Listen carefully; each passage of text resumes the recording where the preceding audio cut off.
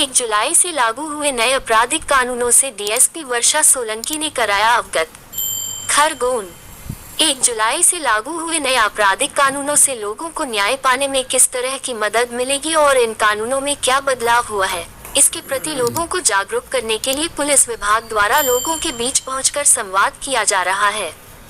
मंगलवार को डीएसपी वर्षा सोलंकी जमजम मार्केट पहुंची। यहाँ आंगनवाड़ी कार्यकर्ता सहायिकाओं के साथ ही मुस्लिम समाज की महिलाओं को नए कानूनों में महिलाओं के लिए क्या मदद मिलेगी और महिला संबंधी अपराधों में क्या बदलाव हुआ, इसकी जानकारी दी गई। डीएसपी ने बताया कि महिलाओं और किशोरियों से संबंधित अपराधों में सजा में सख्ती की गई है। अब दुष्कर्म और सामूहिक दुष्कर्म जैसे गंभीर अपराधों की जांच की जिम्मेदारी महिला इंस्पेक्टर या सब इंस्पेक्टर को सौंपी जाएगी। पॉक्सो एक्ट के तहत नाबालिग बालिकाओं से संबंधित अपराध की जांच की जिम्मेदारी भी महिला पुलिस अफसर को ही सौंपी जाएगी। गैंग रेप के अपराध में शामिल हर एक व्यक्ति को कम से कम 20 साल की सजा होगी, जो उम्र कैद तक बढ़ाई जा सकती है। जुर्माना भी लगाया जाएगा और ये रकम पीड़ित महिला को मिलेगी। इसके अलावा जांच पड़ताल में अब फॉरेंसिक साक्ष्य जुटाने को अनिवार्य बनाया गया है। इस मौके पर थाना प्रभारी बीएल मंडलोई, सदर आरिफ खान, भाजपा अल्पसंख्यक के डॉक्टर आसिफ खान सहित बड़ी संख्या में महिलाएं और युवतियां मौजूद रहीं। बाइट वर्षा सोलंकी डीएसपी, बाइट आरिफ खान सदर, खरगोन से रविंद्र बछानी की रिपोर्ट। के लिए महिलाओं के लिए लड़कियों को शादी का झांसा दिया जाता है।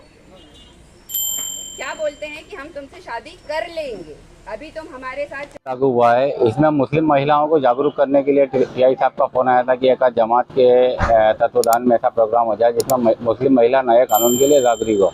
इसी हिसाब से जो डीएसपी मैडम जो आई थी, इन्होंने टीआई साहब ने इन्हें कुछ चीज़ें बताई है। खास तौर पे जैसे ऑनलाइन आप एफआईआर भी कर सकते हैं। कई महिलाएँ ऐसी है जो घर में रहती है, रिपोर्ट वगैरह या एफआईआर करने में डरती है, घर के बाहर जाने में डरती है, तो उनके लिए नए कानून में सुविधा दी गई कि आप ऑनलाइन एफआईआर भी कर सकती हो। उसके बावजूद ये है कि अपना प्ले स्टोर के ऊपर जो है उनको लिंक बता दी है कि इस पर आप ऑनलाइन कर सकते हैं। वीडियो वगैरह के मामले में बताया है कि वीडियोग्राफी वगैरह भी सबूत देता है।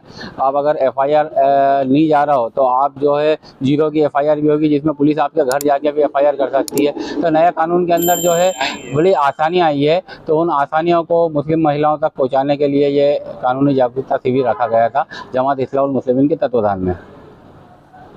बालिका 15 साल से नीचे के हैं, कोई गंभीर बीमारी से ग्रसित है, अगर किसी अपराध में उनके कथन, बयान, स्टेटमेंट के लिए जैसे पहले क्या रहता था, थाने पे आना पड़ता था, अब ये सुविधा दी गई है कि अब थाने पे आने की आवश्यकता नहीं है।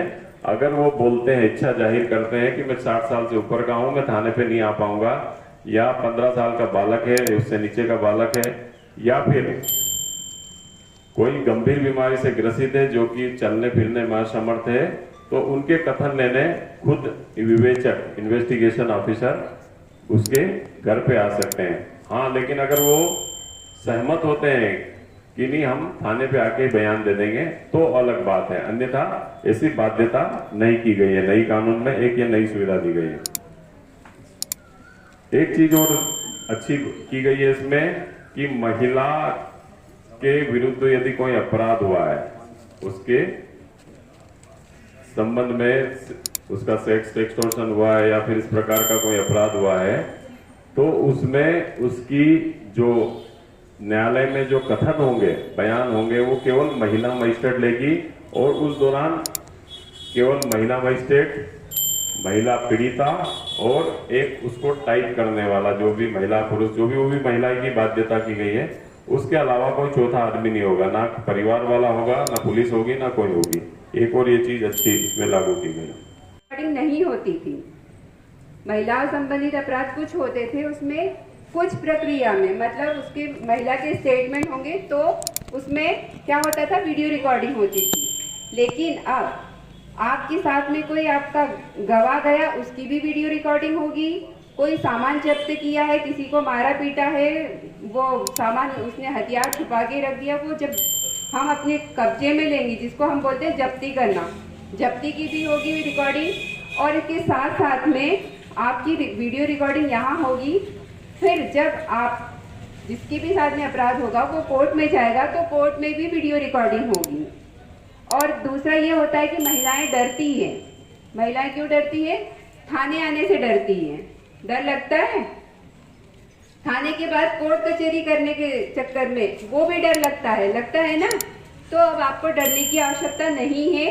आपको अगर हमारे पास नहीं आना है तो सीआई साहब ने बताया होगा कि EFIR के माध्यम से भी, इलेक्ट्रॉनिक रूप में भी आप FIR को दर्ज करवा सकते हो, मेल के माध्यम से। और आपकी जो कथन होंगे वो वीडियो रिकॉर्डिंग के माध्यम से भी हो सकते हैं। आप बोलोगे कि मेरे घर पे कथन हो जाएंगे तो वहाँ पे भी हो जाएंगे। और कोर्ट में जब होंगे कथन तो वहाँ पे भी आपकी जो भी महिला होगी उसके कथन कौन लेगा? महिला अधिकारी के द्वारा ही लिया जाएगा। किसी महिला के बताने में डर तो नहीं लगता है ना? नहीं लगता है ना? इसीलिए ये नया नियम किया गया है कि वहाँ पे भी कोर्ट में महिला अधिकारी होगी। अगर किसी जिले में, जैसे अपने खरगोन जिले में, महिला अधिकारी जो जज होते हैं आपके कथन नोट करते हैं, वो अगर यहाँ पर नहीं है तो कोई भी महिला अधिकारी आपके साथ में अनिवार्य रूप से होगी, तभी कथन को रिकॉर्ड किया जाएगा। पता चला है ना? अरे अब तो चल गया पता, कि अभी भी नहीं चला? अभी तो टीआई साहब ने अभी बताया ना, अब पता चल गया ना, नया कानून 1 तारीख से आया है। ठीक है, अब आपको जैसे पता है कि 302 हो गया। 302 मतलब क्या होता है? मर्डर, है ना? सुना है कि नहीं सुना है? 376 हो गया। रेप को क्या बोलते हैं? 376 हो गया। अब आप टीआई साहब के पास में आओगे 1 तारीख के बाद में और किसी ने बताया कि इसके साथ में रेप हुआ है। टीआई साहब ने नए कानून के अनुसार 64 धारा लगा के FIR दर्ज कर दी। तो आप या कोई भी जो भी पीड़ित होगा वो टीआई साहब से लड़ने मत बैठ जाना कि आपने 376 क्यों नहीं लगाया। 376 इसलिए नहीं लगाया क्योंकि वो पुराने कानून का धारा थी। अब नए कानून में नई धारा लगेगी। 302 जो होता है मर्डर का, उसकी भी धारा बदल गई है, रेप की भी धारा बदल गई है, छेड़छाड़ की भी धारा बदल गई है। जो भी अपराध होता है उसकी धाराएं सब चेंज हो गई है। और उसके साथ हमने यहाँ पे जमजम मार्केट में आसपास की जो मोहल्ले की महिलाएं हैं उनको एकत्रित किया है और महिला बाल विकास के जो आंगनवाड़ी कार्यकर्ता हैं, सहायिका हैं, उन्हें बुलाकर यहाँ पर नवीन कानून में जो महिला संबंधित नए प्रावधान आए हैं उनके बारे में बताया है और बेसिक जो भी परिवर्तन हुआ है उसमें सारी जानकारियाँ उन्हें दी गई है। ये महिलाएं जमजम मार्केट के आसपास के मोहल्ले की महिलाएं थी और आंगनवाड़ी कार्यकर्ता और सहायिकाएं थी। वर्षा सोलंकी। मैडम, कानून को लेकर महिलाओं को क्या जानकारी दी गई है? आज हमने महिला बाल विकास से आंगनवाड़ी कार्यकर्ताओं और सहायिकाओं को, स्वास्थ्य विभाग से नर्स जो होती है उनको, NM को और आशा कार्यकर्ताओं को, स्कूल की बच्चियों को और स्कूल के जो महिला शिक्षक हैं उन्हें बुलाकर हमने नए कानून में जो भी परिवर्तन हुए हैं, जो महिलाओं को सुविधाएं दी गई है, उसके बारे में जानकारी दी। हर थाने पे जानकारी दी जा रही है या किसी जानकारी दी जा रही है? हाँ, ये पुलिस मुख्यालय की मंशा है कि हर थाने पर, हर चौकी स्तर पर ये कार्रवाई हो जाए, लेकिन हम ये कार्रवाई इस तरीके से इस रूप में कर रहे हैं कि प्रत्येक घर में नए कानून के बारे में जानकारी उपलब्ध हो सके। स्कूल और सरकारी संस्थाओं में भी जानकारी दी जाएगी क्या इसकी?